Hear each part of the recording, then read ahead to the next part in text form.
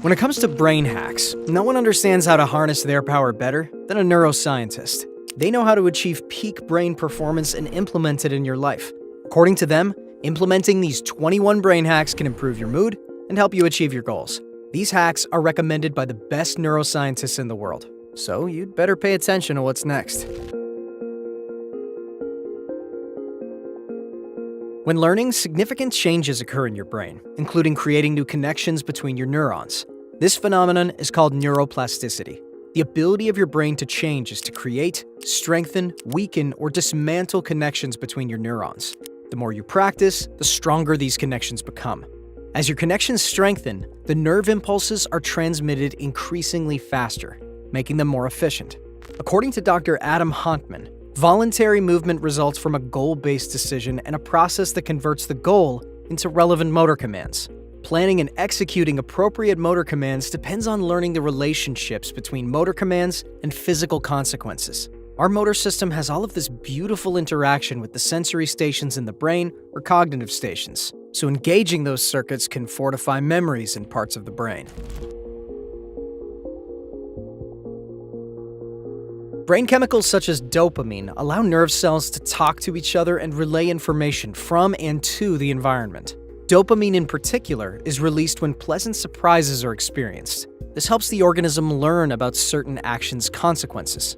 If a new flavor of ice cream tastes better than expected, for example, dopamine tells the brain that this flavor is worth choosing again. But this is not the case every time.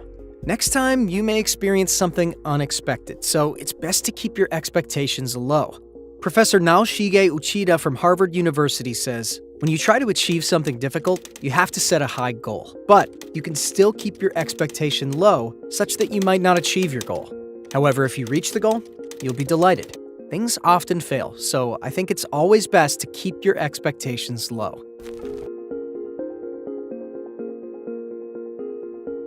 It's fair to say that physical preparation controls the brain, but there are specific things you can do to ensure that your body is prepared for those critical situations. We tend to focus on preparation when preparing for significant events in our careers.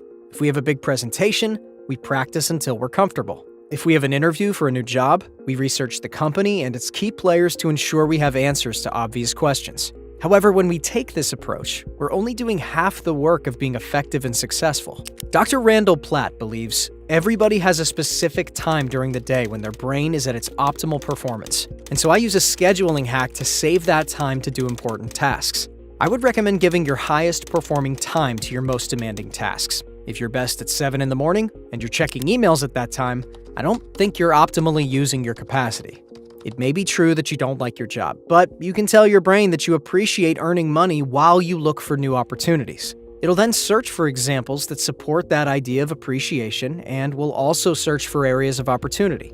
You don't have to create an inaccurate statement about your job and lie to your brain, but you can decide which aspect of the situation it spends time and energy on. This strategy allows you to function optimally instead of being drained of focus and power. Walking may seem pretty simple for those able, but it's a complex process involving neuromuscular, sensory, and cognitive functions. Many studies have shown that walking exercises may help prevent cognitive decline and lower the risk of dementia. This is because walking increases blood flow to the brain, releasing endorphins. Professor Javier Medina describes his experience. Recently, I was reading that scientists have shown that walking 3 times a week for half an hour or so increases a part of your brain called the hippocampus, which has a lot to do with memory and helps humans do better in memory tests. So, if I had to give one tip, I would say, do more walking.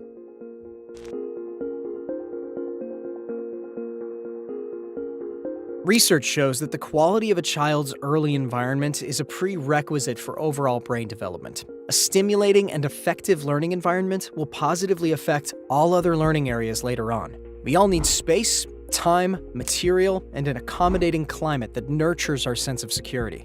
According to Dr. Gabe Murphy, I'm distracted by clutter, be it auditory or visual. So oftentimes when I need to think about something, I need my desk to be clean, or I need it to be quiet. However, there are other situations where I need to be more creative and let my mind wander, and being in a coffee shop or a messy room helps. So the hack is putting myself in a situation that's conducive to what I need to do at that time. Our memories are not perfect. They fail partly due to our inadequate encoding and storage, and in part, our inability to retrieve the stored information accurately.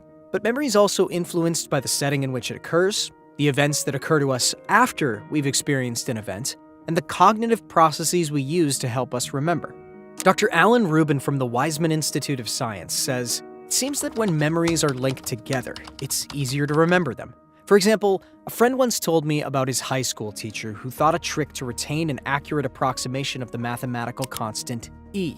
It starts with 2.7, and then it's twice the year of the birth of Tolstoy, 1828. Therefore, it's 2.7, 1828, 1828. None of the students knew either the value of E or the year of birth of the famous writer, but thanks to the trick, they could remember both. Emotional awareness is the ability to recognize and make sense of your own emotions and those of others. High levels of emotional awareness mean you can learn from your feelings quickly. For example, if you feel sad, you can reflect on why this is so and make decisions that help you. It also means you can predict emotions in advance. You know what actions will lead to what emotions, which means you can make better choices accordingly. According to Dr. Cornelius Gross, be as aware as you can of your own emotional states and enjoy them, and be patient with the states of other people. Perhaps if you realize that other people's actions are directed by their instinctive urges, we can be more accepting of each other. People constructed mental maps in ancient Greece and Rome using a memory palace. As their mind walked from room to room, scholars and clergy could recall facts and data they had attached to certain household features, like a rug, a desk, or a window. Today, this Western technique is still used by medical students to cram an encyclopedia of knowledge into their brains. According to the Associate Professor of Pennsylvania, Nicole Rust, the memory palace technique is most effective, spurring added activity in your brain and enabling you to remember small details more accurately. The memory palace technique takes advantage of this innate type of memory that we're so good at and uses it to form associations. People are good at remembering images and better than that at other things. For example, we're good at remembering pictures, but not lists of numbers. According to Kim Stachenfeld, in the past few decades, research has shown that those metaphors may have a physical basis in the brain for at least two of our faculties: memory and navigation. A small seahorse-shaped structure, the hippocampus, is essential to both those functions, and evidence suggested that the same coding scheme, a grid-based form of representation, may underlie them. Recent insights have prompted some researchers to propose that this same coding scheme can help us navigate other kinds of information, including sights, sounds, and abstract concepts. The most ambitious suggestions even venture that these grid codes could be the key to understanding how the brain processes all details of general knowledge, perception, and memory. Not all colors of light have the same effect. Blue wavelengths, which are beneficial during daylight hours because they boost attention, reaction times, and mood, seem to be the most disruptive at night.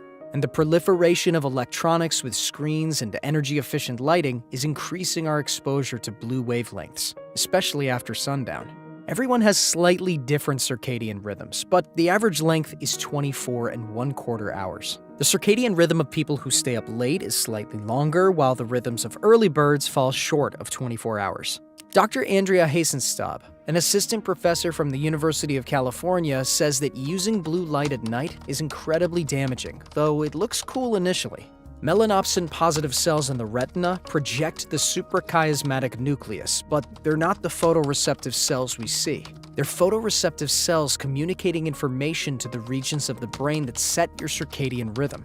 There's also a synapse, somewhere in the thalamus, on some cells representing pain, which is one of the reasons why people experiencing a migraine find blue light so painful.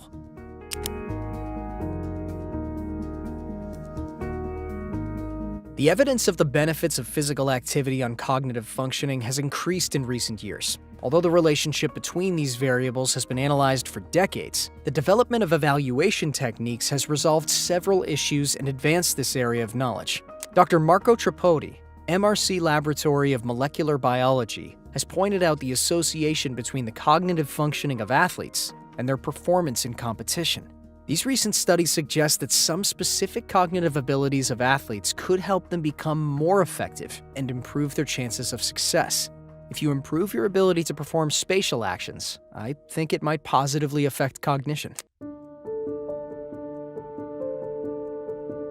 We tend to view ourselves as the hero of our own life story, and as such, we tend to see ourselves as rarely, if ever, being wrong.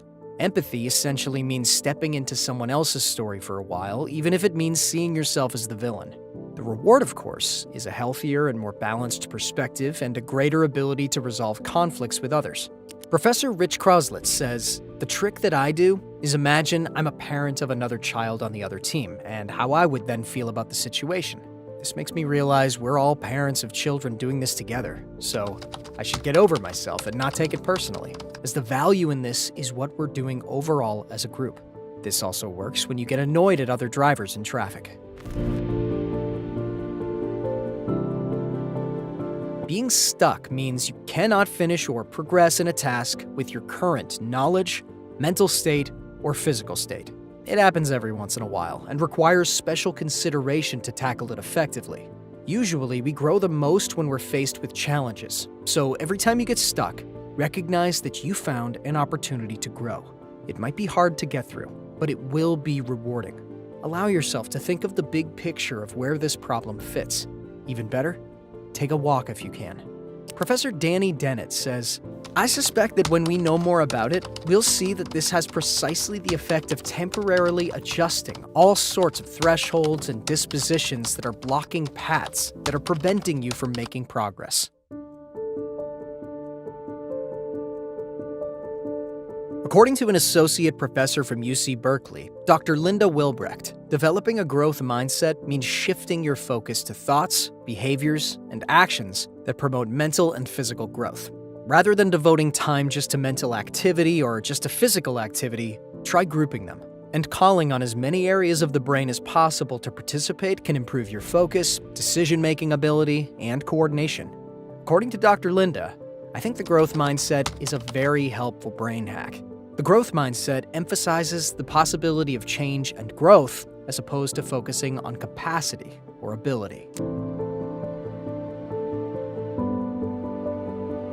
Sharing responsibilities with others can benefit your mental health and business. Delegating helps you improve your efficiency, but it can also be crucial for the person in charge of the delegated task. It helps them learn and develop as professionals. However, many people perceive delegation as a loss of control, while they need to stay accountable for things to get done. If something goes wrong, you're still responsible, so don't worry. Control is still in your hands, only a more reasonable amount. According to Josh Dudman, I have an abysmal sense of time, and so a straightforward brain hack I use is keeping a planner, so I can offload all knowledge of the timing of things that I have to do in the day. When it comes to your everyday keys, you want to leave them in the same place every day. That way, you always know where they are for ease and convenience. Some people have had success leaving their keys next to whatever they need to take with them in the morning. This could be an effective strategy if you need that type of memory device, but most people put their keys in the same place as soon as they walk in the door. From there, the keys will stay in that place until they're needed. This prevents them from getting lost in a messy house. Professor Sheena Jocelyn says, "Divided attention is awful for memory, and I think it's best to focus on one thing at a time. Multitasking doesn't work, so I always leave my keys in the same place and never have to worry about where they are."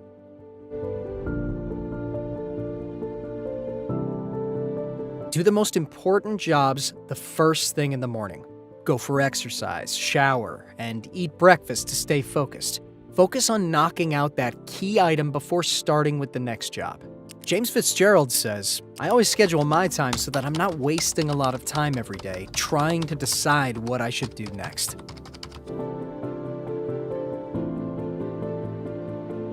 Small objects or pictures can serve as a reminder or link to the worlds they left behind.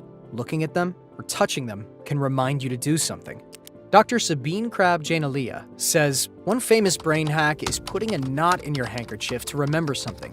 I did something similar by putting something in an unusual place to remind me that there was something that I needed to take care of." It doesn't need to be relevant. The simple fact that something isn't in its normal location is enough to remind me. Your sense of smell enriches your experience of the world around you. Your ability to smell also plays a key role in your health. If your ability to smell declines, it can affect your diet, nutrition, physical well-being, and everyday safety.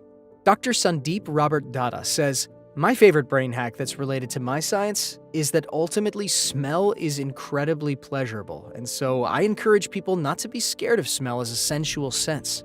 There's such great art in winemaking, cooking, and perfumery, and it's something I indulge in, and I think it makes me a much happier person, and I recommend it to everyone."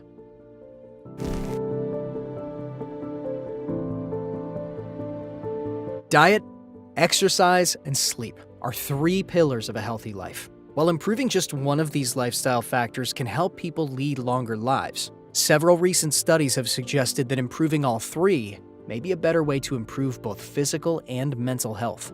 While trying to manage a busy, hectic life, it's understandable to want to prioritize activities that provide the most benefit. Unfortunately, diet, exercise, and sleep are so deeply entwined that it's not possible to say that one is more important than the others.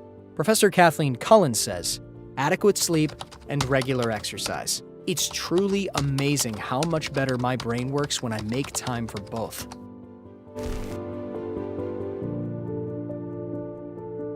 Meditation and brain research has been rolling in steadily for several years now.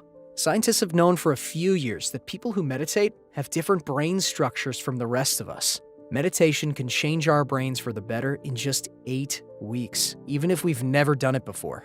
According to Professor Joseph E. Ledoux, when we're conscious, we're viewing the contents of our working memory. And I think what meditation is about is using working memory to either regulate the flow of information that reaches consciousness or keep certain information out of consciousness when you want a pure state of being in your mind with nothing there.